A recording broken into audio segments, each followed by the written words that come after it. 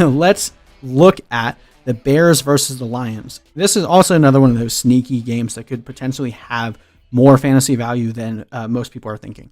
So Vegas has this game at a lower over-under 43.5 and giving us an implied point total of the Lions 23, Bears 20. They got the Lions winning this one at home.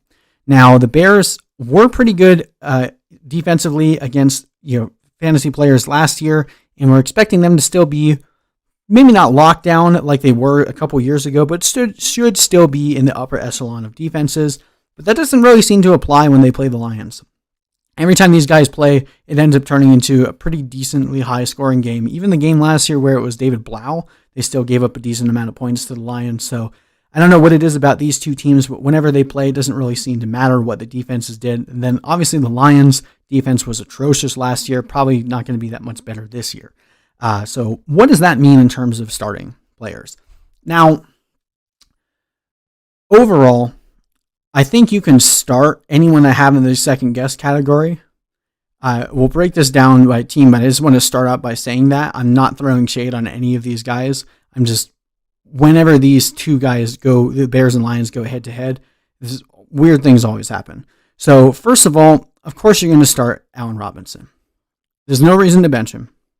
If you drafted him early, you're expecting to start him, just start him. Anthony Miller, I think, is also a fine play this week.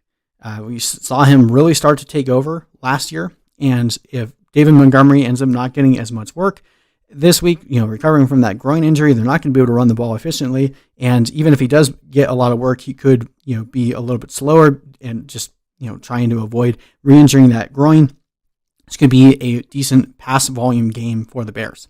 I'm okay with starting the Bears defense. You probably drafted them expecting to start them. They're not like a must start by any means, but I do think that they have a good enough time in terms of forcing sacks, potentially getting a couple picks. I think they'll be able, even if they give up a lot of points, they'll still score enough of those peripheral points that they'll be a good start this week. Now, Mitchell Trubisky is actually, over time, has been really good against the Lions. I believe he scored 3 touchdowns against them in the last 2 starts. And he could do it again because the Lions defense is not very good.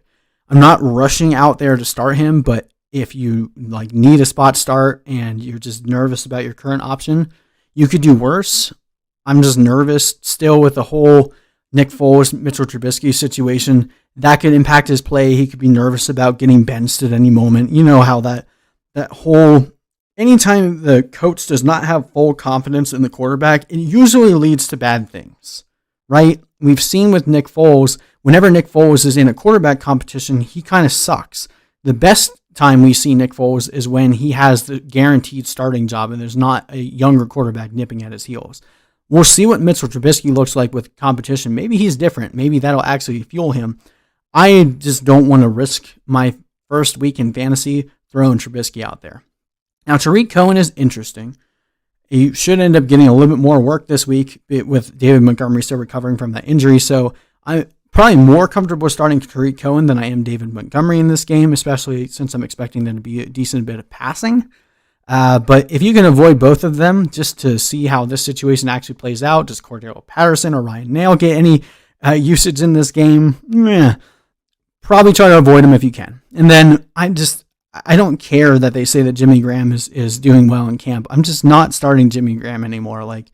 He was absolutely a ghost and a shell of himself on the Packers, and I can't imagine that he found the fountain of youth to be able to turn things around.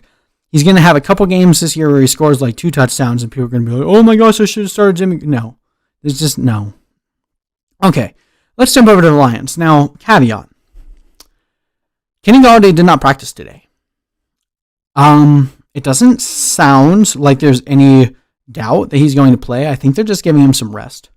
And as it stands right now, unless we get more news tomorrow, I'm still very confident in starting Kenny Golladay. Kenny Golladay absolutely torched the Bears last year. Marvin Jones is an absolute smash start pretty much every week until he gets hurt. But if Kenny Golladay doesn't practice tomorrow and there's any doubt of him playing, obviously that makes Jones a little bit better of a target, but definitely got to keep that on your radar. Again, if I had to, look into my crystal ball here and try to figure out what's going to happen on Sunday, I think both of these guys play. I think they both have a really good game. Comfortable starting both of them. And then TJ Hockenson, Says he's 100% on that ankle. Has been absolutely killing it in camp. Could have his breakout week 1 against the Bears. Now, the Bears were decent against the tight ends last year, but again, things change. And TJ Hockenson could be very involved here. I mean, we have a very similar situation on both sides of the ball. We're expecting this to be a game that's centered around the pass on both offenses because the run game for both teams is in a bad spot, right? So we got David Montgomery nursing a groin injury and Tariq Cohen, who really just didn't look good last year. He was a bit slower and didn't seem to have that quick burst that he had his first couple seasons. Whereas on the Lions side, you got Kerryon Johnson, who's living in a knee brace, already basically talking up both DeAndre Swift and Adrian Peterson. You know, Adrian Peterson is like his idol, and DeAndre Swift, he literally said, I can't do the things that he does with his legs. Now, DeAndre Swift is nursing a lower leg injury. He's still limited in practice. This is going to be a messy situation on both sides of the ball. I'm trying to avoid this run game on both teams like the plague, which I think will lead to more passing overall, which is why I'm starting all the passing options in this game, with the exception of Danny Amendola, because at this point, I mean, if you have to start Danny Amendola, you're either in like an 18-team league or you're just in a really bad spot. So, but overall, I think this would be a decent game. And while I think there's better options than Stafford, of course I'm comfortable starting Stafford in this one. I just think that there might be a better option on the waivers, and who you ended up drafting. But if you drafted Matt Stafford to be your starter, you can play him. I'm totally fine with that. Overall, though, I think the Lions win this one. I got the Lions winning this one 27-20. I think this will be a little bit higher scoring than Vegas is thinking.